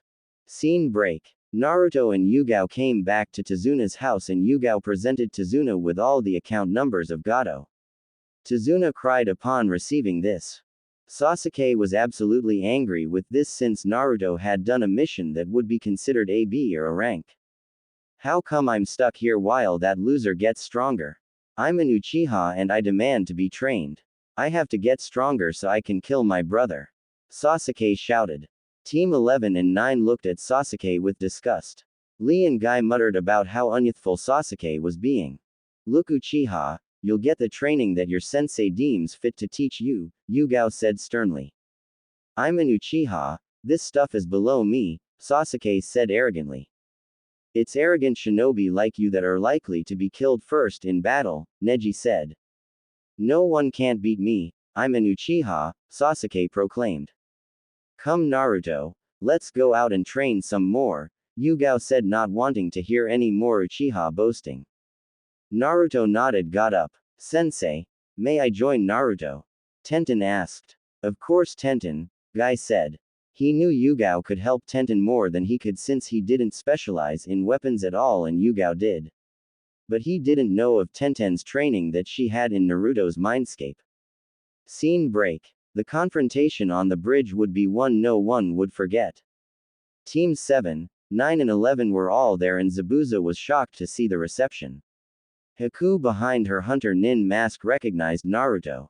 She leapt over and pulled him into a tight hug. Naruto, it's so great to meet you, she said through her Hunter Nin mask. Haku? Naruto asked as he recognized her voice. Haku nodded and pulled off her mask revealing her face. She had a smile on her face as hugged Naruto again, this time with Naruto hugging right back. This was definitely a better greeting than the one Tenten gave him when they first met in person. He wasn't squeezed painfully, it was a nice, gentle, and firm hug. What's going on? Kakashi asked, confused. Sorry, Kakashi, but that's something only the Hokage and I are privy to, Yugao said, knowing Naruto had just met another one of his companions, it seems. Tenten smiled as she saw Haku for the first time in person. She had to fight the urge to join in on the hug. Since she couldn't reveal how she knew Haku, not yet at least. Haku, what's this? Zabuza asked, looking at his weapon. I'm sorry, Zabuza, but I can't hurt Naruto, Haku said. Zabuza saw this and then sighed. He had wanted to make Haku into his weapon, but could never push Haku into doing what he wanted her to do. And over time he grew to care for Haku like a daughter instead of a tool. I release you, Haku. Go with him, he said with a sigh. Zabuza. Haku asked, shocked. Go live your life, Haku. I'll be fine, Zabuza said. Haku just nodded as she wiped a tear away. That night after the work on the bridge, Naruto, Tenten and Haku met. It's great to meet you in the flesh, Tenten said. Yeah, me too, Haku said with a smile. They chatted for a while, catching up on what's been going on in their lives since they last saw each other. So that's two. I wonder how I'll meet the other three. Naruto asked. Tenten and Haku thought the same thing. The bridge was getting finished and Yugao decided it was time to leave. Team 11's mission was over with. Haku joined Naruto and Yugao back, with Yugao sending a note back to the Hokage. So Naruto said goodbye to Tenten and then headed back to Konoha with Yugao and Haku. It was decided that Team 9 would remain in wave with Team 7 since they might still need backup if any of Gato's forces were left and might try something. Yugao and Naruto highly doubted this since they took care most of them, but as a shinobi you could never be too careful. Naruto, Yugao and Haku stood in front of the Hokage. Ah, Team 11, it's great to see you back, and who is this? Hiruzen asked. Yugao gave her report and told who Haku was. Haku was surprised that they knew about her and the other girls. She turned to Naruto and smiled at her. This put her at ease, since if Naruto wasn't worried then that meant he trusted them. So she'd trust them. I see, and Haku was never an actual shinobi, right? Hiruzen asked as she stroked his beard as he smoked his pipe. No sir, Haku said. This is perfect. Yugao, would you mind if I put Haku on your team? Hiruzen asked. No sir, Yugao said, shaking her head. Excellent, Hiruzen said, then began the paperwork. He tossed Haku a headband and she placed it on her forehead. Congratulations, you're now a shinobi of Konoha. May the will of fire burn forever within you, he said. Thank you, Lord Hokage, Haku said, bowing. After that, Haku was set up in an apartment next to Naruto's. Scene break. Naruto sighed as he got back to his apartment. He tossed his stuff nearby and slumped to the couch, exhausted. Tears began to leak from his eyes. He had killed. He couldn't get over it. He had killed, and multiple times too. Did that make him a monster or something? Even after spending so much time with his girls, in his mind he still had some lingering self-doubts. He could feel himself tremble all over as more tears spilled from his cheeks. He cried himself to sleep that night. The next day Naruto got up not feeling like himself. A knock on his door jarred him from his zombie state. He answered it and found it was Haku. She walked in and pulled him into a tight hug. Haku, he asked in a croak. Sophia told me last night in my dream about what you did, Haku said as she began rubbing his back. Naruto just broke down again. He thought he had cried enough last night, but it seemed that he had more tears. Haku just hugged Naruto and took them to the couch to be more comfortable. They sat there with Haku comforting him as much as she possibly could. When Naruto had settled, Haku went to cook something for Naruto and herself. She was happy that Naruto had food in his cupboards. She had to thank Yugao for this. So Haku made a nice meal for them both and Naruto spilled out how the mission went. When he was finished, Haku was holding his hand tightly. Yugao sensei is right, Naruto, Haku said. Naruto looked up. You did what you had to do. You stopped an evil man and saved a village. The ones you killed, they were just bandits and mercenaries and they'd just commit some other evil deed if you didn't stop them when you did. I don't think of you any less nor would Tenten or any of the other girls. You're the same Naruto we got to know, nothing has changed at all, Haku said. I'm not a monster. Naruto asked. No, you're not, Haku said gently as she gave Naruto's hand an extra squeeze. Naruto smiled his first smile since he had killed. The rest of the day Naruto and Haku spent together relaxing and for Naruto to heal some more. Haku went shopping herself since she didn't do much yesterday. Scene break. A few days later Naruto and Haku stood in front of Yugao at Team 11's regular training ground. They had been off duty since it was standard procedure to do so after such a mission. Okay.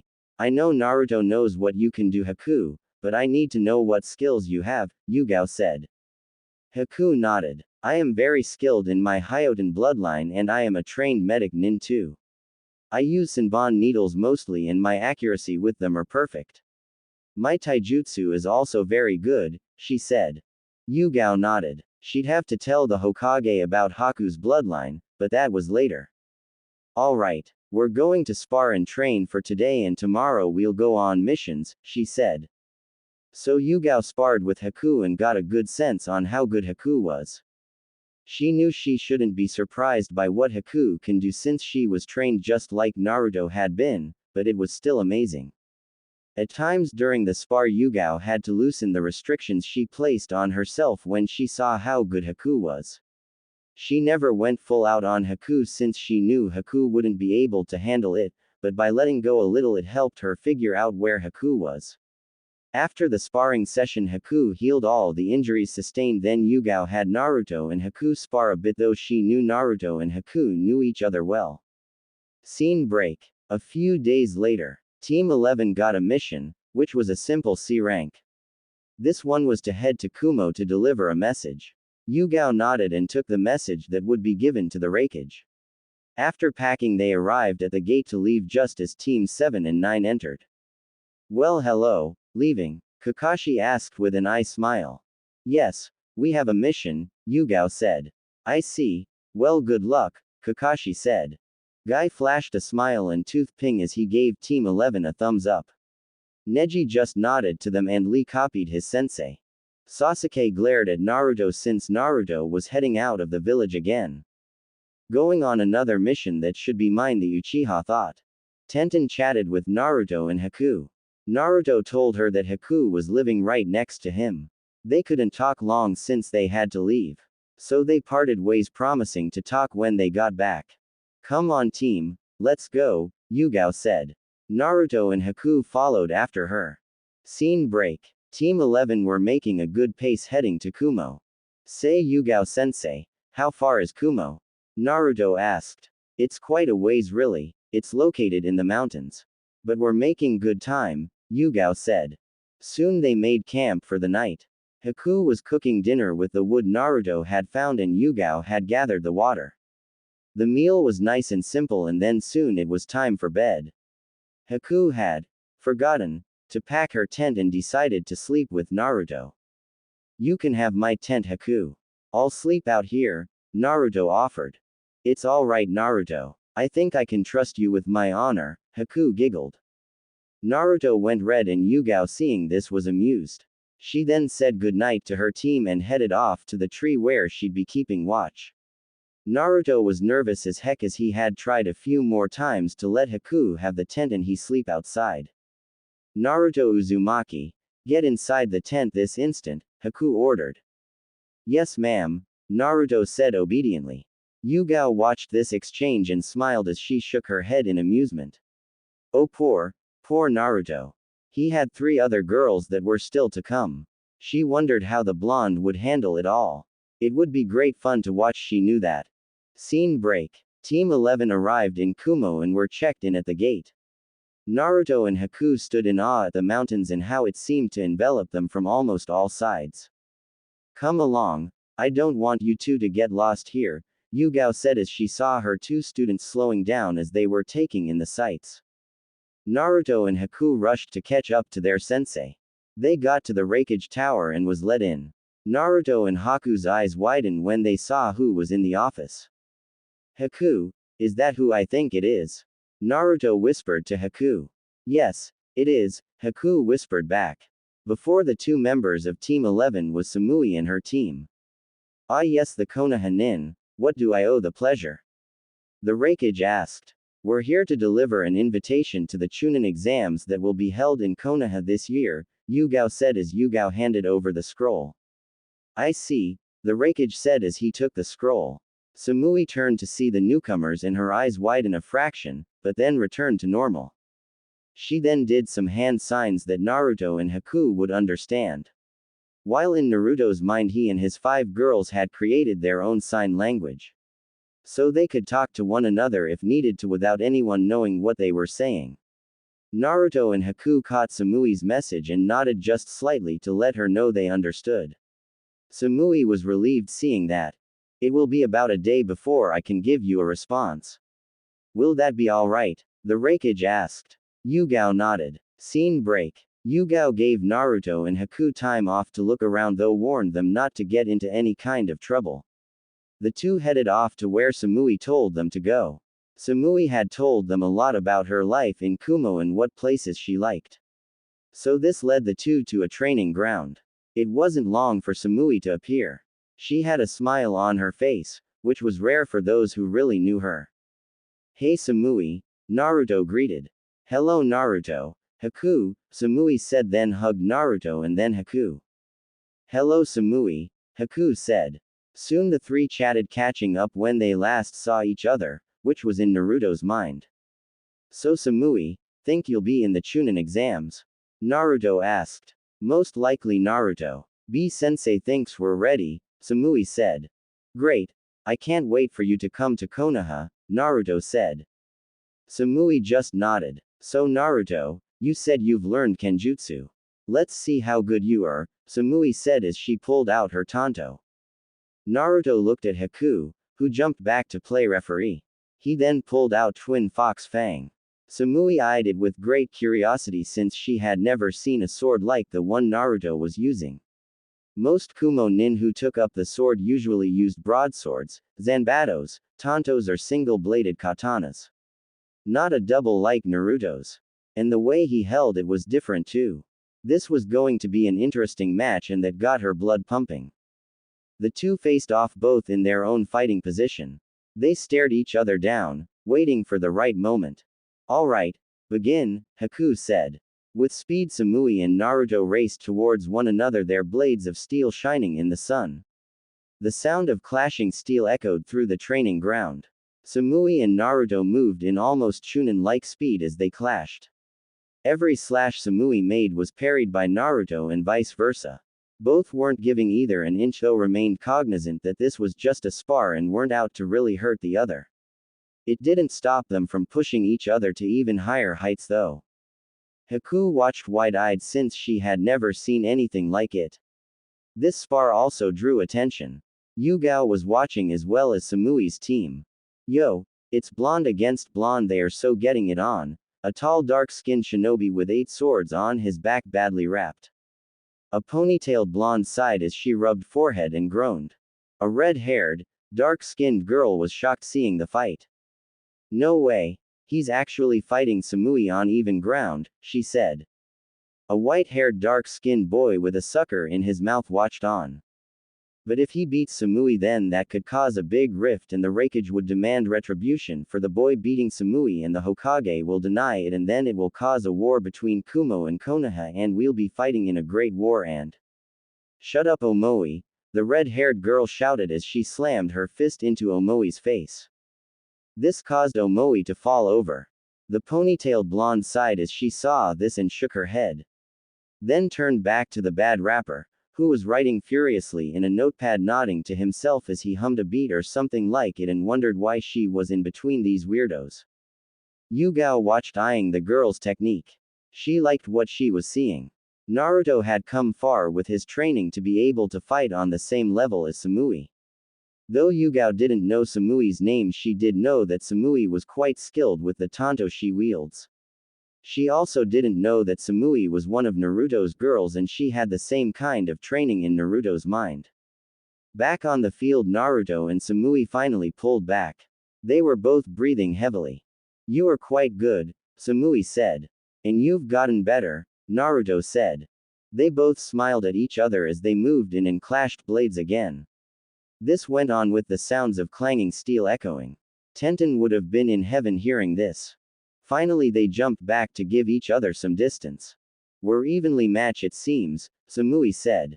"It appears that way. Shall we end it?" Naruto asked. "Yes, that sounds good," Samui said. They sheathed their swords and then moved in for a taijutsu match. "What in the world is Samui doing?" "She was doing great with her tanto," the redhead asked. "Not sure," the ponytailed girl said with a shrug.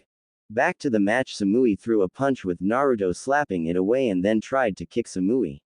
Samui jumped away, but Naruto followed her and kept up his assault. Samui felt overwhelmed, but she kept her composure and blocked all attacks as she waited for an opening. She found one and slammed an elbow into Naruto's chest. Naruto threw an uppercut into Samui's gut at the same time. They jumped away from each other, panting hard. "Call it a draw," Naruto suggested. "It won't be cool, but yes. A draw," Samui said. She knew she was getting tired and wouldn't be able to last too much longer and knew Naruto still had fuel to burn. Haku called the match, and that's when Samui and Naruto noticed the audience they had.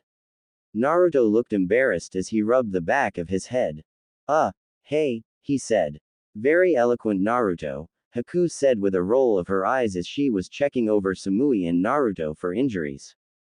Yugao walked over to Naruto. "That was well done, Naruto," she said.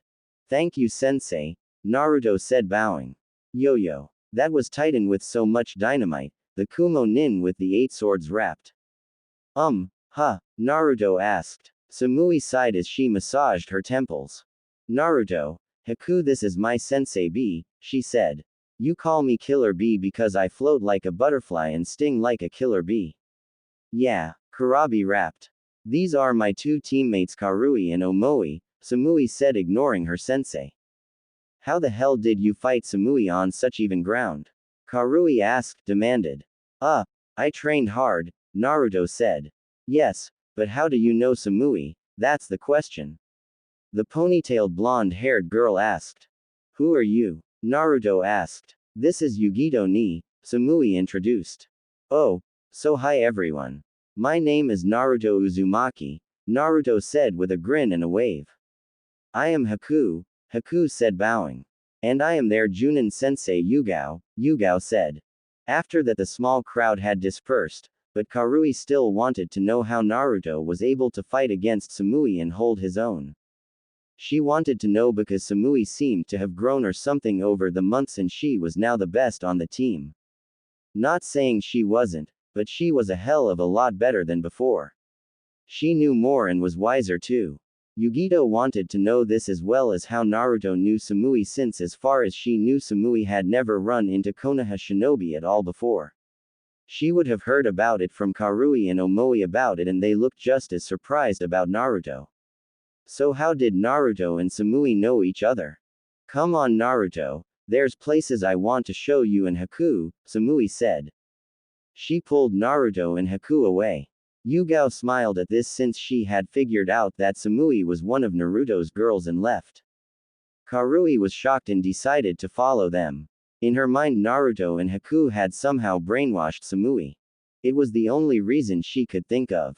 So she followed the 3. She grabbed and dragged Omoi with her since she needed a witness.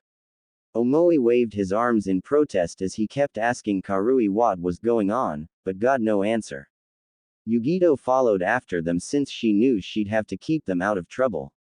This left B standing there oblivious to everything as he kept writing in his notebook. Scene break. Samui was happy to see Naruto and Haku. She had gotten a letter from Sophia when she woke up to explain things. She was pleased she could still fit into her old clothes since buying new ones were a pain.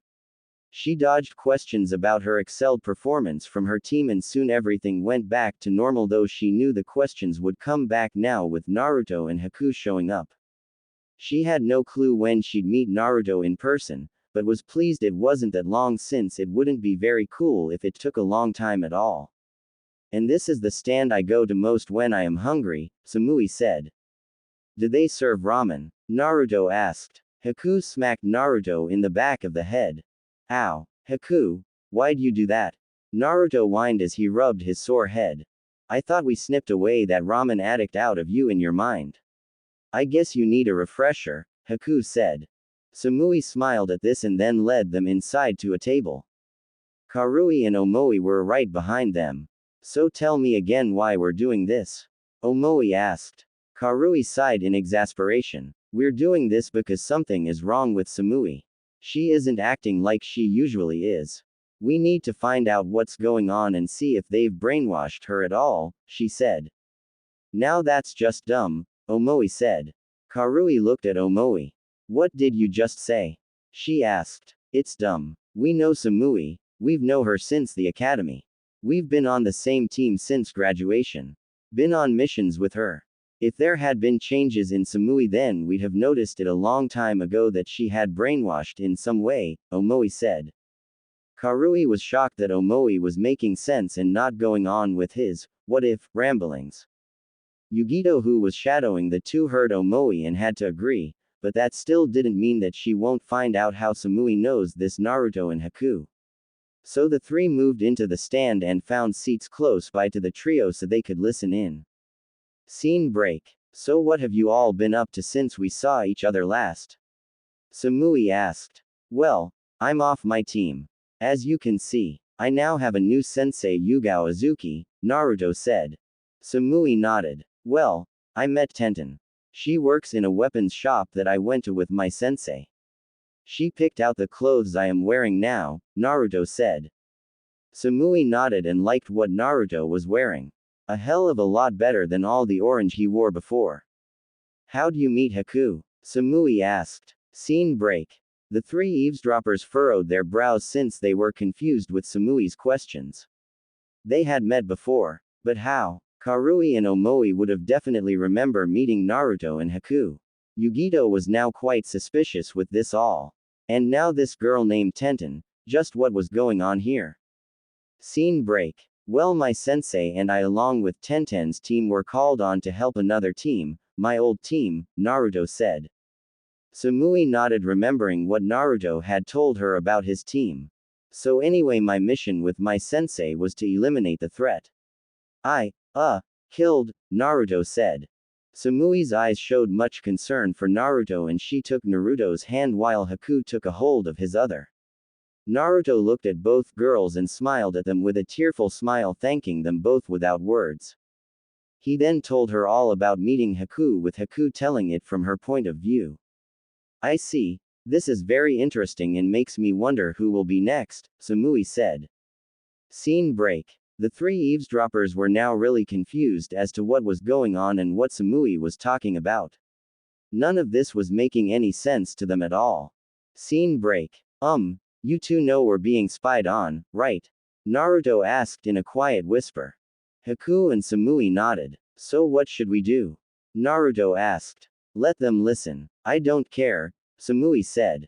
Haku and Naruto nodded. Scene break. Karui, Omoi and Yugito followed Naruto, Samui and Haku out of the food stand and headed to get some ice cream. How much longer do we have to follow them? Omoi asked. Till we find out what's going on, Karui said stubbornly. Wouldn't be easier to just ask them? Omoi asked. This made Karui freeze along with Yugito. Yugito sighed and slapped a hand over her face and groaned at how stupid she was being. Karui on the other hand went to a more violent route. She grabbed Omoi by his collar and began shaking him with much aggression. Why the hell didn't you suggest that before, you idiot? She shouted. Omoi was getting jostled too much to even give a reply.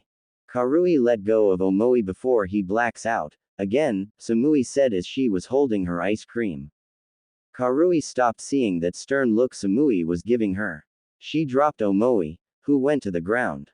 His eyes just swirls. Haku walked over after handing her ice cream over to Naruto to hold and began checking Omoi over. What are you doing? Yugito asked, ready to attack Haku. I'm a trained medic nin and just want to make sure there isn't any permanent damage, Haku said calmly as she kept checking over Omoi. So will he be alright? Samui asked. Yeah, he will be. It seems he's amazingly resilient when it come to this kind of abuse, Haku said with a bit of awe in her voice. Of course. Karui has been using Omoi as a punch bag of sorts since they were little kids, Yugito said. Naruto handed Haku back her ice cream. Why were you three following me? Samui asked coolly. We want to know what the hell is going on, Karui said. Yugito sighed and wondered why Karui had to just dive right in. I see, and why is this any of your business? Samui asked as she narrowed her eyes. We're just worried, Samui, Yugito said, jumping before Karui could reply. I appreciate your concern, but Naruto and Haku haven't done anything to me and will ever, Samui said. And how do you know that? Karui asked. By the will of God herself, Samui said. This made Karui and Yugito blinked. What the hell did that mean? Scene break. The next day came and Naruto and Haku said goodbye to Samui at the gate with promises to see each other when Samui gets to Konoha for the exams. After that, Team 11 headed back to their village. Once back, Yugao gave the report and the addition of Naruto finding another of his girls when in Kumo. Hiruzen just sighed and shook his head. The way things are going with Naruto, all of his girls will be here in the Chunin exams, the old leader thought. Hiruzen didn't know how true his prediction was, but shelved it since he had a bigger issue to deal with. In front of him was all this paperwork. Scene break. Naruto, Haku and Tenten hung out with each other, with Tenten deciding to move in Naruto's building so she could be close to Naruto and Haku. The building was owned by Hiruzen and allowed it since he liked the idea of Naruto and his girls being together. So Tenten's apartment was on one side of Naruto's and Haku's the other. This pleased all three of them as talk was coming about of the upcoming Chunin exams. So Tenten, you think your team will be entered? Haku asked. Yeah, I'm pretty sure we will. Guy-sensei held us back last time since he didn't think we were ready then, Tenten said. The three were in Naruto's apartment just relaxing since all three had a day off, which was rare since both of their teams had very different schedules. That's great, Tenten. I wonder if we'll be entered too, Haku? Naruto asked. We most likely won't, Naruto. You need a three-man cell to take the exams and it's just the two of us, Haku said. Oh, right, Naruto said, frowning. Cheer up, Naruto, Tenten said as she rubbed his back. I guess, but it would be cool to be in the exams, Naruto said. It would, but we're not experienced enough. We may have the skills, but not the experience, Haku said. Yeah, you're right, Naruto sighed. Scene break. Naruto, Haku and Tenten were in the Hokage's office wondering why they were summoned. Good for you to come and so promptly, Hiruzen said. What is it, old man? Naruto asked. Haku and Tenten just sighed and shook their heads. Hiruzen chuckled. Right to the point, Naruto. Well, the reason I called you here is to put Haku and Tenten into your clan, he said. What do you mean? Naruto asked with squinty eyes.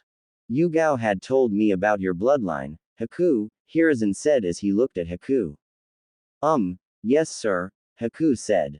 Word will reach the council of this and they will want to put you into a breeding program to get more Hyoten users, Hiruzen said. No way. They'll not touch Haku, Naruto said viciously. Haku shocked to hear this, but smiled as she heard how defensive Naruto got for her. Hiruzen smiled at this. Yes, while I want to strengthen the village with bloodlines. They aren't the all-powerful they are made out to be. Plus, I'd hate to lose one of my most promising ninja to such a program, Hiruzen said, so to counter it I am going to have Naruto revive the Uzumaki clan here. What do you mean, sir? Tenten asked. It's quite simple really. Haku, Tenten, would you like to change your names to Uzumaki? Hiruzen asked. But we're not ready to marry Naruto yet, Haku said with red cheeks. Tenten was also blushing. Hiruzen chuckled. No, No, that's not what I am asking.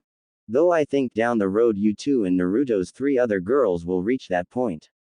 No, by having your last names as Uzumaki you all can be established as a clan. According to the Konoha Charter, a clan has to be made up of 2 or more members. They can be blood related or adopted into the clan, he said. Now since Naruto will be the head of the Uzumaki clan, he can adopt you into the clan, but only he can do this. Naruto looked at Haku and Tenten. Well, what do you think? He asked. How will this protect me from the council? Haku asked. Ah, good question. The council cannot force a member of a clan into the breeding program. There are bylaws preventing it unless the clan is on the verge of dying out. But I can't see that with you. Only the Hokage and the clan heads can decide that. The council has no control over that at all, Hiruzen said.